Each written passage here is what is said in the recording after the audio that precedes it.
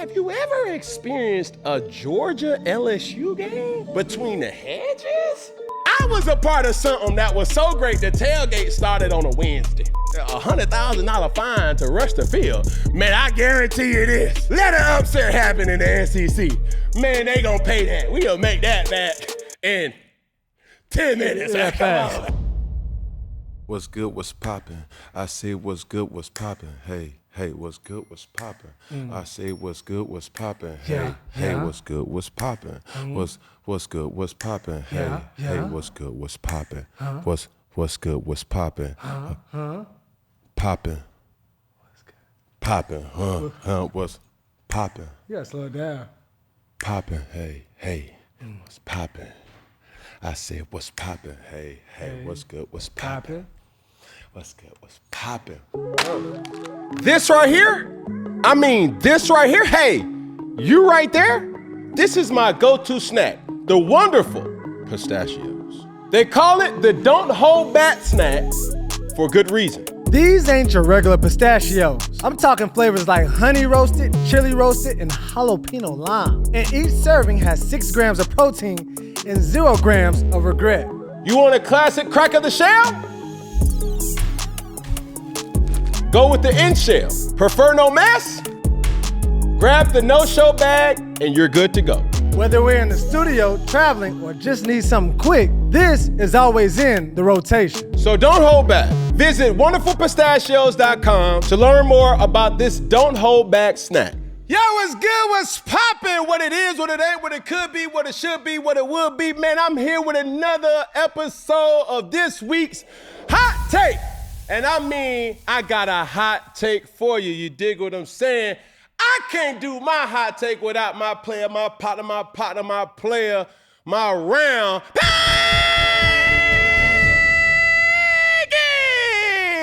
What's good, bud? Yeah! Come on now. Peggy, what's the hot take of the week, man? Let's rock. Well, we keeping it hot as we roll into football season. We want to go over what's the rowdiest fan base in college football.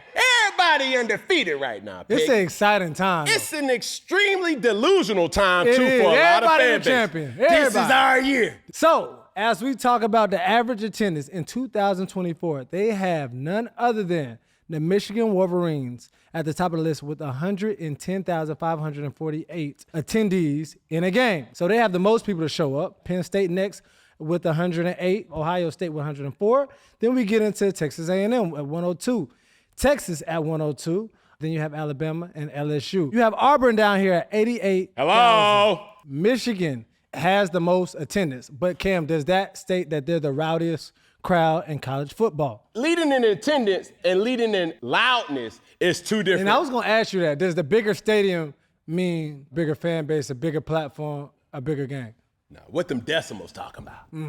But you put me in this stadium where it's more rowdier, just because you got a lot of people, that don't mean everybody hanging out the window like the Joker. This is what people don't realize about football in the South, primarily football in Alabama.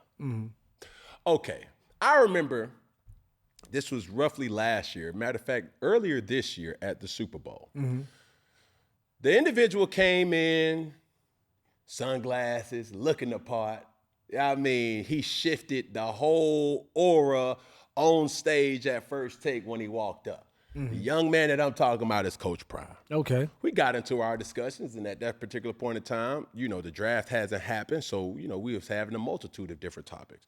One of those topics, I don't know if it made the air, but it was just hinted that, we play good football.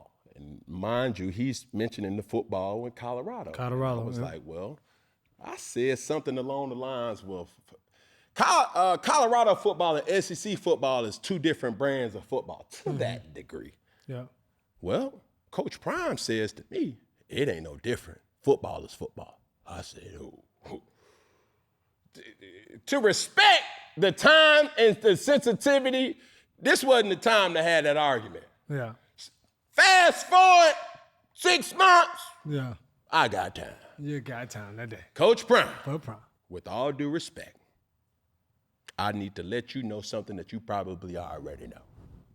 Nobody was really paying attention to Colorado football prior to you, my man. And everybody owes a lot of respect to what you have done. Mm-hmm. All great things, by the way. But let's keep things into perspective. Young man. Colorado football is nowhere near SEC type caliber football. Just keeping it above. With the crowd?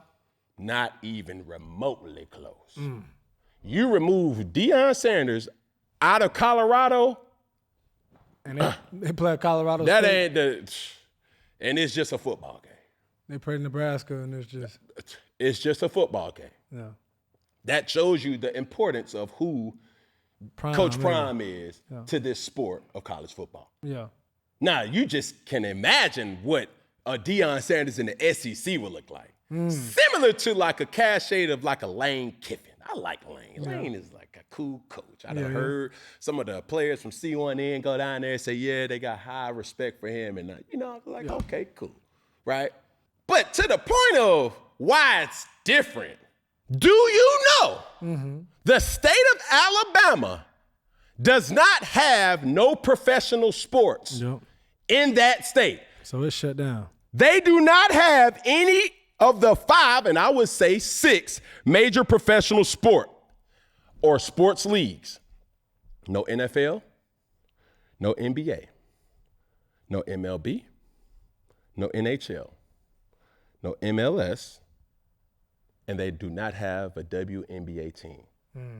So when you're talking about Alabama football and Auburn football, it ain't no, well, we gonna split down the middle and then we just gonna choose and choose. No. Anybody from Alabama, whether you from Dothan, whether you from Birmingham, whether you from Mobile, whether you from Montgomery, whether you from Bessemer, you ask this one question on Thanksgiving, what colors you wearing? And they already know. Turkey flying. Man, listen, what colors you wearing? Because that color gonna dictate everything I where need to know. Where you sitting at? You see what I'm saying? Oh, no, not where you're sitting at. Even if you make the table? No, not where you're sitting at. It's what you're standing on. Okay. And you better stand on that business. East and West. You dig what I'm saying? Come on now. Because understand this. What's if up? you're telling a person who does not have a professional team, I can't speak for the Ohios, and I can't speak for the Michigans. I can't really speak for the Georgias. I can't really speak for the Tennessees. I can't speak for the Californias. But the state of Alabama, when you're talking about it just means something different. When you talk about Colorado, you got the Denver Nuggets, brother. Yeah. You got the Denver Broncos. In good old Alabama, you ain't got too much. You got this, you got that. And that's all you got. And that's all you got. So that's what you mean when you say it means it's more. Different. So going back even further, Peggy, because I got to teach the people right now. Teach the people. Come on now.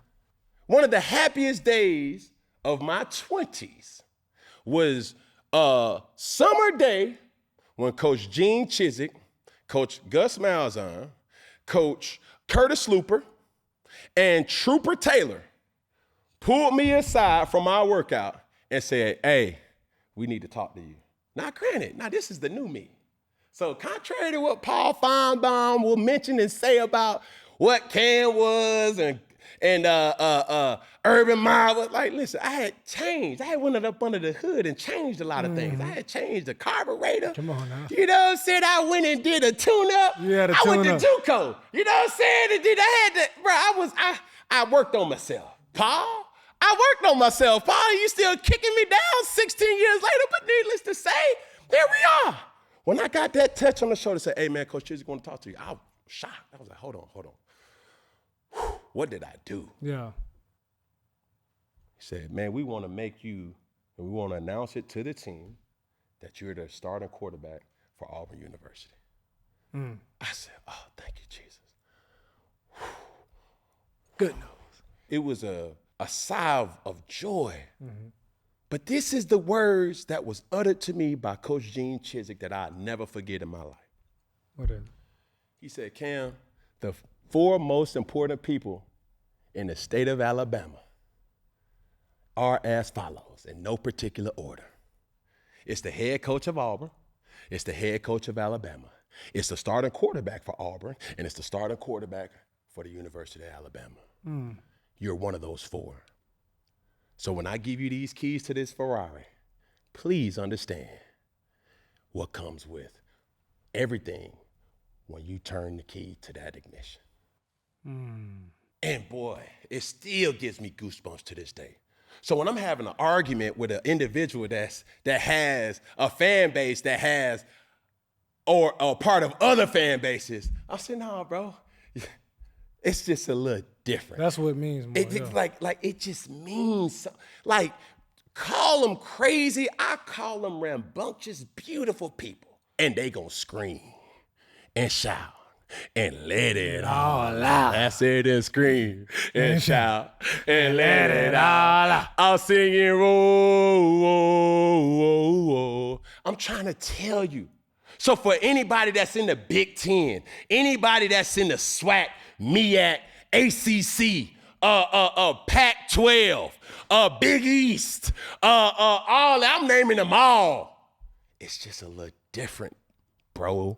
It's just a little different, sis, when you're talking about really what's expected to perform in front of 80, 90, 100,000 belligerent fans. It's just different.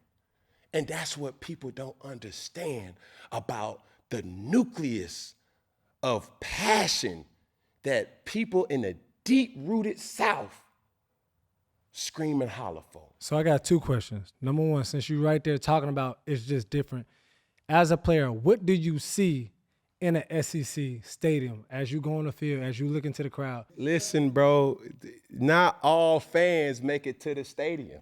So you saying that 88,000 plus at Auburn? I'm trying to tell you, brother. I'm gonna try to tell you. Not all fans make it in the stadium. In the SEC, and I got a rich dose of many different perspectives, because I went to 2 different SEC teams. That is true. I done seen multiple rivalries, might I add. Georgia, Florida, what they used to call it, they don't call it now, the greatest cocktail party in the world. Like, I experienced that. I experienced Florida and Miami. I experienced Florida State. Then I go to Auburn. And let's just put it like this. Iron Bowl is second to none. That's the number one game. If you talking about the most craziest, rowdiest crowd, you would rank that as the number one experience in college football. And call me biased, but understand this, though. Auburn hasn't unanimously been good or on paper better than the University of Alabama too many times in our lifetime. So when there has been times that an individual has seen on paper, Auburn's ranked higher than Alabama? Yeah. Now you got that family member that said, bro, y'all been kicking me. It's the little Y'all brother. been smudging me all these years. And I ain't got too many times with my mic louder than y'all's. And boy, I'm about to let y'all know. We about to let you have it. I gotta let you have it. I'm about to mess up your turkey, your ham, your hog maw, your mac and cheese. Ain't cheesy. Ain't nothing. I'ma let y'all know. I'ma scream and shout and let it all out. And saying, oh. I didn't know. I was one of those delusional fans like, oh, man, I've been in rivalries. But that one right there. That right there. But I ain't even that, though. Because if you asking me from a fan, remove Auburn and Cam's allegiance to Auburn. Have you ever experienced a Georgia LSU game between the hedges? Ole Miss, LSU? Have you ever witnessed Death Valley? And granted, I know I'm Carolina's surrogate son, so when I mean Death Valley, I'm not necessarily taking those shots at my good, beautiful people in Clemson. No. I'm talking about Baton Rouge. It's just different, brother. Not to throw in a good Arkansas team. Rest in peace to Ryan Mallett. I ain't even thinking about Arkansas. I'm talking about the old SEC, not the Missouri SEC and not the big dog University of Texas SEC or Texas A&M SEC. See, you have something that was so vibrant and so like, it's different. We can't beat y'all. We gotta be a part of this. Yeah. That's Not the Oklahoma SEC, like we got. You talking old. Y'all I'm talking about the old one. Just to experience that. And now you start seeing from a fan, Peggy, and this is all in good faith and good fun and good discussion and good I want to get people riled up. If you really want to see some good football, you pick a SEC matchup and rock and roll. And I guarantee, and don't let that game be under the lights. Yeah, I want to see that. See, this is the thing. And this is what makes the game of football so great. It brings so many different people together. You forget about all the things that you was Monday through Friday or Sunday through Friday. On Saturday, man, we equal. We all in. Brother, what you drinking? I can't stand you, boy, but I'm going to tell you what. Hey, Sarah, get this young man the Bud Light. Get him a Bud. Because he got his right shirt I'm trying to tell you, family today. After today, though, I don't want to see you. See you next Saturday. I'm tired of telling you. Boy, come here. Everybody you with, where your cup at? Here, come on, go take a shot. We drinking lick. No, we gonna take this here old moonshine. That moonshine. Put some chest on, put some hair on your chest. See, everybody friendly on Saturdays. Yeah. Shout out to Pies. Sweet pussy Saturday. It's sweet. Everything sweet on Saturday. Boy, I'm trying to tell you, it's just different. I done seen an eye full, ladies and gentlemen. So when people is talking about, man, the SEC ain't, man, listen, brother. When you really got some juice, when you really cooking with some grease, it's enough. That game ain't gonna start, or tailgate ain't gonna start on Friday, Pick. That ain't what these eyes done seen. See, I was a part of something that was so great, the tailgate started on a Wednesday. They ain't burnt out. Wednesday. What you got going on Wednesday? The people will bring their RVs on Wednesday because they knew if they wait till Friday, they not going to have their spot. They ain't lying that long. Damn. So when the boy say, or when the young man say, hey, boy, come here. He already done been drunk. I've been drunk 72 hours ago. I've been drunk. So let that team win too. Oh, my goodness. Let a big play happen. They look past all that. They going to start chest bumping. They going to start hugging. They going to start kissing. They going to start high-fiving. And they going to start, man, $100,000 fine to rush the field. Man, I guarantee you this. Right. Let an upset happen in the SEC. Man, they going to pay that. We going to make that back in 10 minutes. Yeah, come on, man. It's just different, Pat. Yeah. And you can't blame anybody who done went through that. Yeah. And then when I asked my good people over there at Ohio, I was like, yo, bro, like, y'all got rivalries? Oh, bro, the big house. Oh, man, Michigan, Ohio State. Yeah, that's cool, but that's one game. See, even though the Iron Bowl is just one game. So that's what you're saying. Bro, week after week is going to be the same. Bro, every week is a gauntlet. And that's the difference you're saying between. It's the biggest. See, other I'm sorry if somebody's about to catch a stray. But just what I've known to be a fan. Put your bulletproof vest on. Put your bulletproof vest on, Big Ten. But if Ohio State playing Northwestern, if Ohio State playing Indiana, if Ohio State playing Michigan State, and that's a conference game that counts for. It ain't hitting. See, people don't appreciate the greatness of a Kirby Smart. The greatness of a Nick Saban, the greatness of, the Pat Dyes of the world that went through this gauntlet week in and week out and performed and stood tall, the Tommy Tubervilles of the world. That said, hey, bro, we just beat a Mississippi State team that gave us everything in the kitchen sink, and we fought. But guess what? It ain't no time to celebrate because we got South Carolina next week. And they coming off a big win versus a top 10 team. Like, come on, bro. It ain't no weeks off in the SEC. It's different, brother. So much so that when I got to the league, Peggy, I was expecting the SEC type of crowd experience in the league. But you think that's why you were so gravitated to the crowd? I don't know, bro. Like you brought the fan into the game experience. Yeah, but I had two individuals in my football career that really taught me the core essence of being a Aurelius Maximus. Number one, I mentioned him last week, Timothy Tebow. And number two, Steve Smith. Steve Smith, yeah. Those two individuals right now that I seen an eyeful, I said, oh, they playing to the crowd. They going in, are you not entertained? Yeah, that's facts. I said, oh, this all you got to do? I said, Smitty, you just caught a regular slant. And he gets up. He gonna spin that ball and talk down to the little boy and tell him to ice up, son, and you ain't better than me. And he looking up at the dude as he looked down at Steve, and you still can't. I'm seeing that. But you firsthand. Yeah, that's real. And I'm looking at Tebow like, bruh, it don't matter how you throw, it don't matter how you run, it don't matter how you look.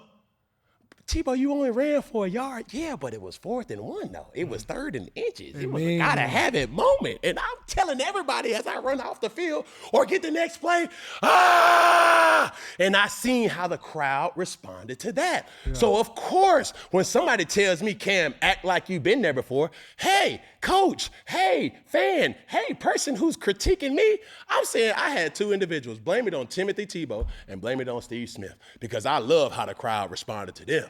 Yeah. And that's what I wanted. And then you tie in drunk fans? In a winning season? In a winning season? In a monumental season as well that we ain't never had this. We don't even know how to act. We don't know whether to pray to Jesus or to cross our fingers or to just live in the moment. Hey, yo,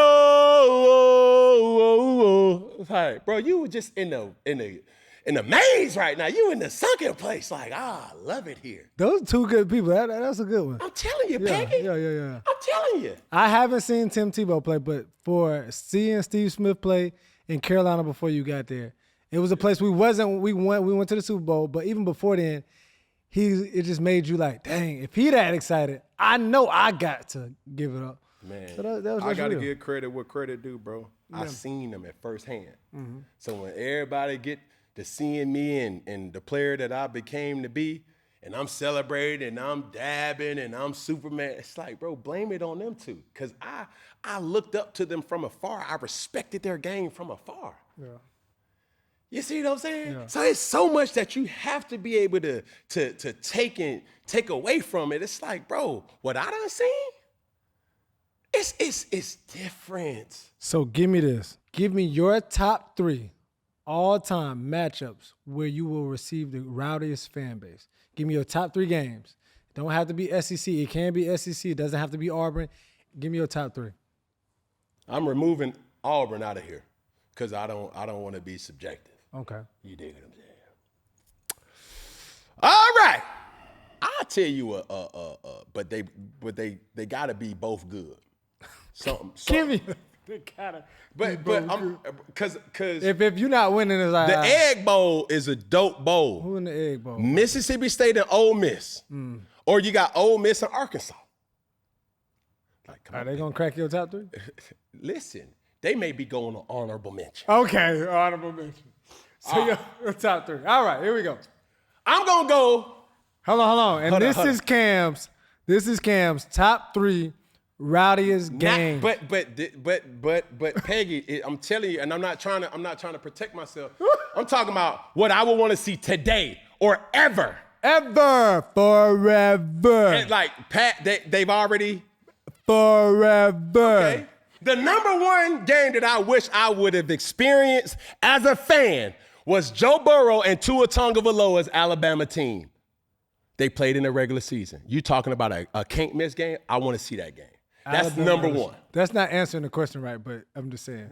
I'm saying what rivalry or what game, regardless of the year, regardless of the team. It was LSU and Alabama. I'm saying this is what I'm want you to say. Make it make sense. Make it make sense. I'm confused. Whoever playing, whatever what year, I'm saying my top 3 games, my matchup is hold on. Any LSU versus Alabama, any Ohio State versus Michigan is one of the top, and any Florida versus Georgia. Those are 3 games you can't miss, and those are my top games with the Rowdies crowd. That makes sense? It's always going to be a rivalry because that's what rivalry impacts ratings. Ratings impacts revenue. So give me your all-time team. That might be more interesting. You see what I'm saying? Give me. If you're asking me what game that I wish as a fan I would love to have experienced, right? All right, I would have loved to see the Tua Tagovailoa, Alabama versus the Joe Burrow LSU regular season game. Okay. That was a can't-miss game. Okay, that's one. That's one. Number 2, the Curtis Samuel walk-off touchdown versus Michigan. Michigan and Ohio State. I would have loved to see that game. Also, all right, just from the fans' experience, I want to see the Bush push Notre Dame and USC. That was like 04, 05.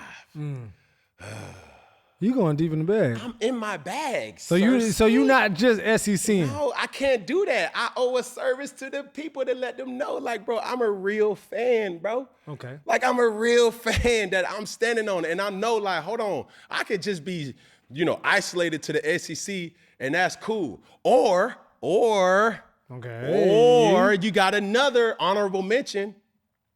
Michael Crabtree's Texas Tech game when he upset it, University of Texas. Another rivalry game. Because Texas Tech ain't never really was better than Texas. And then when he did a Tony toe tap on the sideline, last play of the game, Michael Crabtree was that guy.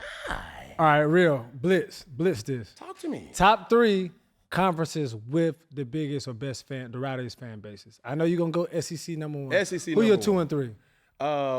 I'll say Big Ten number 2, ACC number 3. You going ACC under Big Ten? I said SEC number 1, Big Ten number 2, ACC number 3. Why you put Big Ten over ACC? Because you have more legacy teams there. You see what I'm saying? Yeah. Like UCLA is now there now. You got you. It's just where we at? Yeah. It's not a Power 5 no more. It's a Power 4. Now, you talking about ACC, why you so hard on the ACC? The only teams that's really year in and year out that's going to produce is Clemson. Miami is now getting the buzz again, but can they keep it up? Florida State, where they been? Huh? Has anybody seen Florida State? They had one good year in the last 3 years, and it was just like, okay. Ever since, you know what I'm saying, my dog, the quarterback, got hurt, it was like, well, wait. What? They had some buzz when they had, when Jameson and No. That wasn't a buzz. That was a dynasty. But between that time, between them and Clemson during that era? That was yin and yang. They had him in the chokehold. That definitely had him in the chokehold. That might be a good matchup, too. It ain't make top. Or, hold up. That made me think about this. What's up? I would have wanted to see the college matchup with Deshaun Watson's Clemson team versus the Louisville Lamar Jackson. Come on. You going Louisville Lamar Jackson or Jameis Winston, Florida State? Are you serious right now? That Louisville Lamar Jackson team or player? Team. Oh, Florida State. Yeah. The Jameis Florida State team was probably the most stacked ACC team outside of the University of Miami back in the day. Back in the day to you. Come on now. Yeah, but player, there was not a more electric person at the quarterback position that I've seen than Lamar Jackson. And this is the thing that Lamar probably don't even know. I was at his first game when he was a freshman at Louisville because Louisville had played Auburn at the kickoff game at the Georgia Dome at the time. And I said, boy, who is this? He didn't know what the hell he was doing. You could tell because he was just out there just scrambling. It just looked like a squiggly line with my daughter just scribbling on the paper. But he just moving. And just moved. I said, boy, this boy got the juice. I said, who is this? Was he a transfer? He said, no, he a true freshman. Oh! He gonna be a problem. He had the juice then. You feel? So, I mean, it's just like as a fan of the game, bro, like I reserve the right to speak my opinion. And I know this just to be fact. Like the SEC just means it just is a little different. The numbers don't matter, but the meaning matters more. like it's hard for those games to really mean something. A 8-2 or a 7-3 SEC matchup is way better than a 6-0, 6-0 Big Ten matchup. I'm saying that. Yeah. Cause bro, like you got two fan bases that's gonna go nose to nose, and from Tiger walks to the Gator walks to the pregame festivities. But we gotta do a tour. I want to see some of these games in these other conferences. Bro, in the it's SEC. deafening. I've always said the person who has the sweetest deal in all media is Pat McAfee. Because he goes to the best game. Pat McAfee can go to all the college game day games. We got to get out there to them games. I'm trying to say it. I got to see it. I want to go on a tour.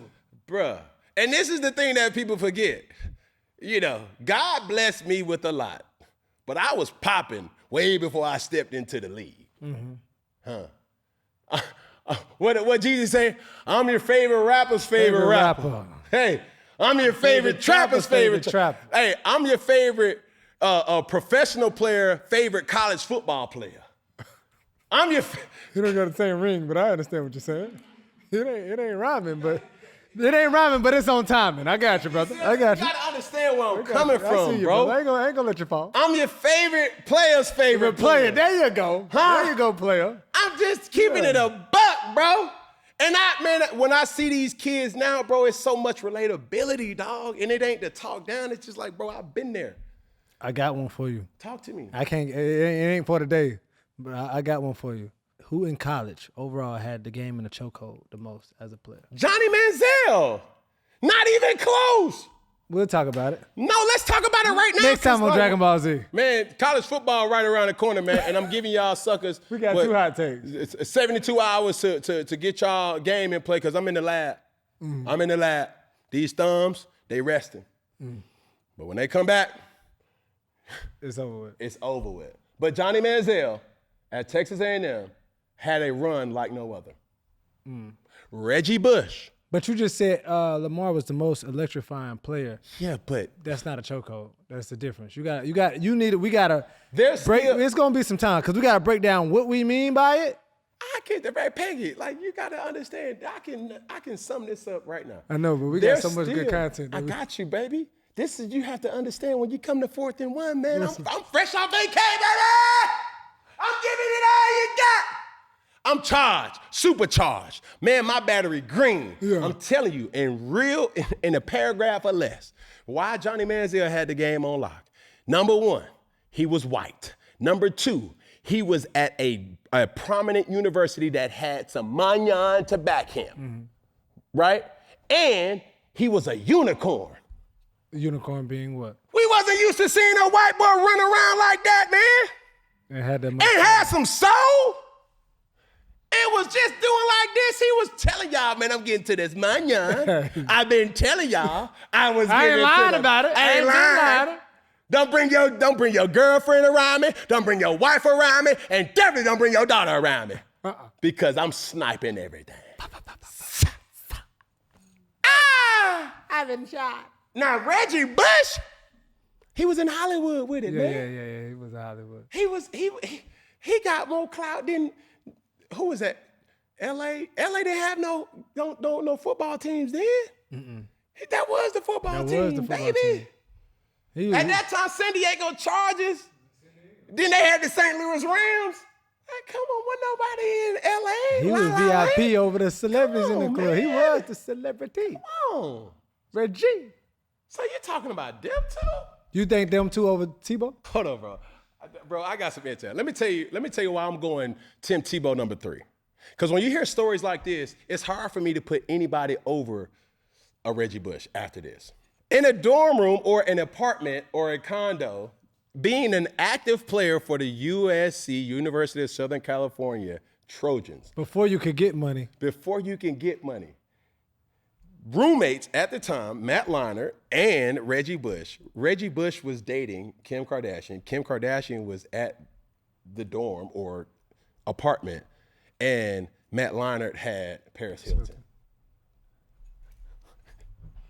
So you talk about Tim Tebow is third.